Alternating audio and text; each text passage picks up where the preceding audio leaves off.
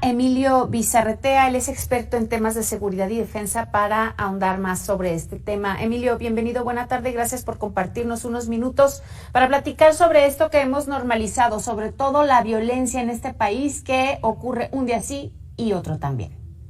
Muchísimas gracias. Mire usted, lo primero que hay que establecer en términos de la violencia es que no podemos aceptar su normalización.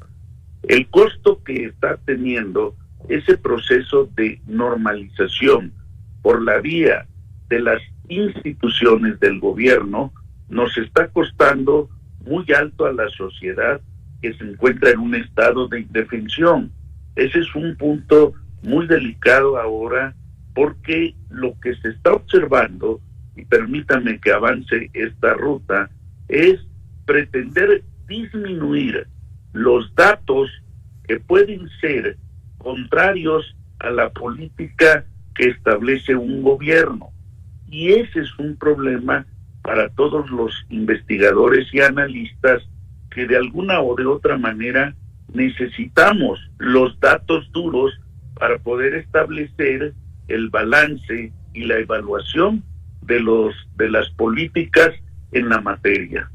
Sí, pero además, Emilio, estoy de acuerdo con usted, esto de disminuir los datos y que se ve desde el atril presidencial, hace apenas unos días el presidente hablando de los desaparecidos y el recortadón de cifra que le dio a los desaparecidos y luego las inconformidades por parte de los familiares de los desaparecidos, ¿no? Que dicen, bueno, a ver, pues ¿de qué se trata? ¿De no darse cuenta que esto está sucediendo? Pues es que no hay una estrategia, don Emilio, eso parece ser que es lo que impera, ¿no? La falta de estrategia, con o sin datos.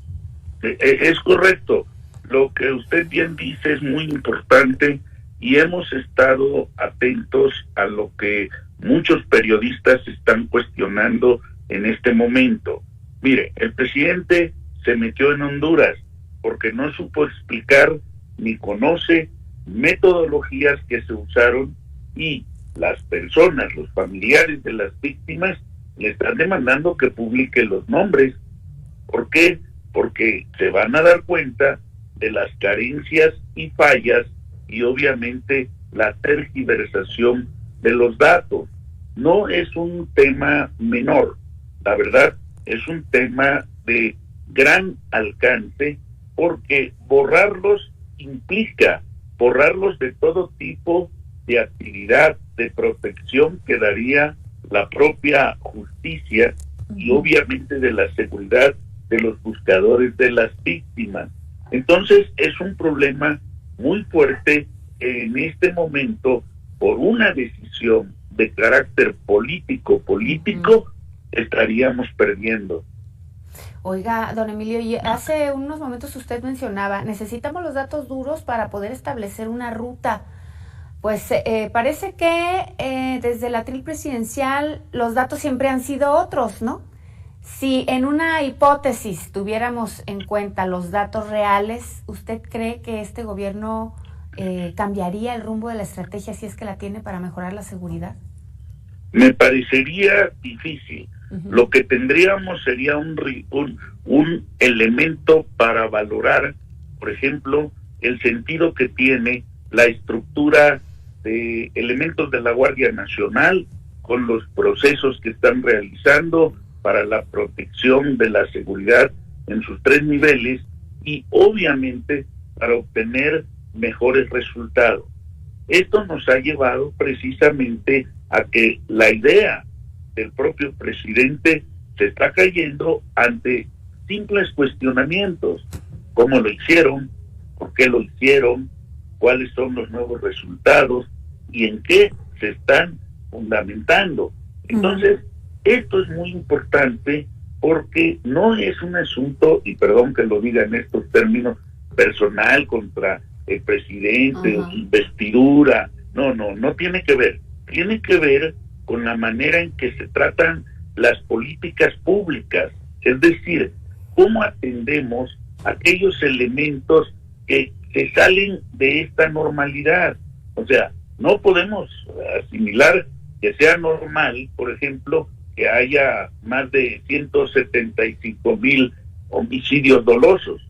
Tampoco asumir que pueda haber más de 10 o hasta 12 feminicidios diarios. Y viene un tema muy delicado que se está gestando, y yo espero que a principios de enero surjan los primeros datos.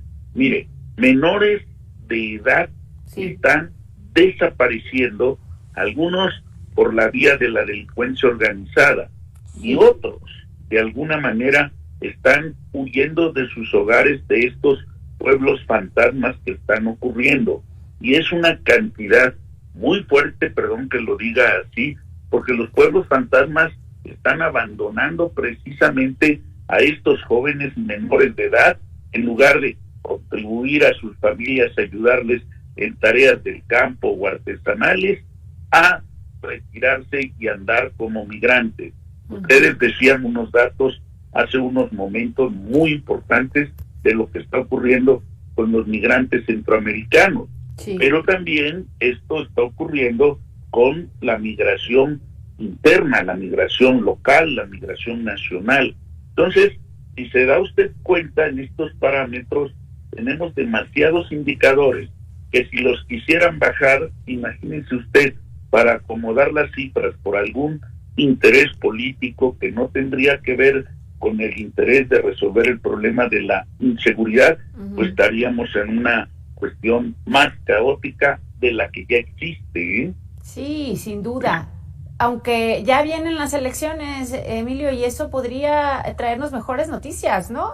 ¿Podríamos decir que esa es nuestra esperanza? Bueno, mire, yo quisiera pensarlo, pero lamentablemente usted se acaba de dar cuenta que acaba de fallecer un aspirante a la alcaldía o a la Diputación Federal en Acapulco. Ese es uno. Segundo, un aspirante que pretendía reelegirse en el caso de Michoacán. Ya llevamos 2.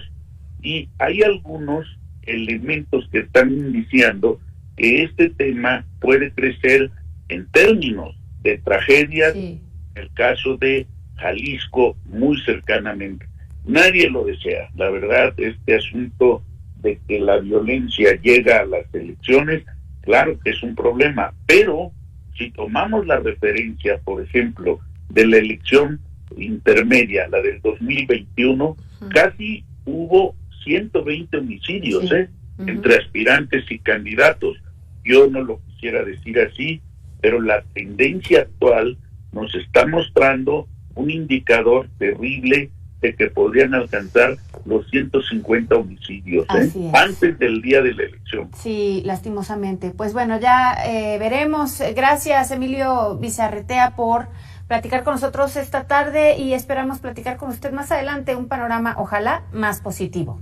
Muchísimas gracias, y a la orden, doña Alejandra, muy amable. Gracias, buena tarde. Y a usted que está en casa, lo invito a continuar bien informado en la barra de Mega Noticias. Que tenga una excelente tarde y feliz Navidad. Nos vemos la próxima semana.